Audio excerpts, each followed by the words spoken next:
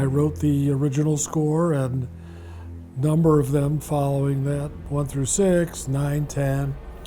And hey, I like to think I'm a big part of it. I mean, it's about as iconic gets, you know. Thanks. Yeah, it's another nickel for me. Exactly.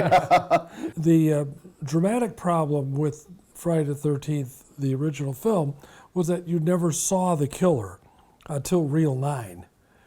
But somehow or other, I wanted to create a presence for the killer in the movie. It finally dawned on me at the end, Betsy Palmer, when she finally appears in the film, there's a close-up of her mouth. I don't know if you remember the film, but there's a close-up of her mouth, and the voice goes from Jason's voice to her voice, going, "Kill her, mommy." Super creepy. Kill her, mommy. It was a very creepy shot, and it was very. And at that point, I said to myself, she hears voices. She hears voices all the time. So I just said, "Kill her, mommy," and I took the kill, K-I, and I just went, K. And then mommy, I just went, ma. And then in the score, whenever there was like no dialogue and it was a cut to the killer, I just wrote in the score K-M. And then I went up to a microphone doing a lot of the part. I played a lot of parts in that film score. I just went, K, ma. And then we ran it through something called an Echoplex machine, which was like really cool back then. Now it's like, it was the size of a room. It was the size of a room. It took 4 engineers to run it. Right, yeah.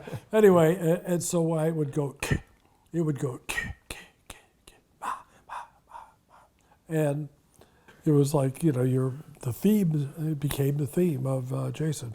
I mean, I think after listening to that story, Wes, it kind of really lays bare why Harry really had to be part of this project. Oh, no question. It's just the approach is a little different, except like when Harry and I first met and started talking about this, what he's used to is a director sort of pushing him emotionally towards the scene. So what is the audience supposed to be feeling at this moment? And that becomes the somewhat of a challenge here for this project, because he may ask the question, what's the audience supposed to be feeling right now? And it's like, well, there's variables. The audience could be doing multiple things here. This becomes like the world's biggest musical crossword puzzle, because you, the player, are literally creating the score.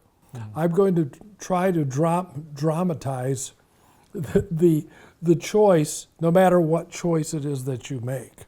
I mean, I've always scored the camp counselors, and I'm going like, wonder what kind of music Jason hears.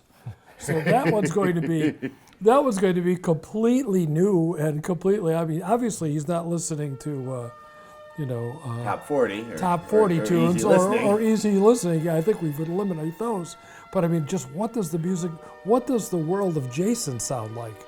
And I haven't figured that out yet, but I'll have it before too long.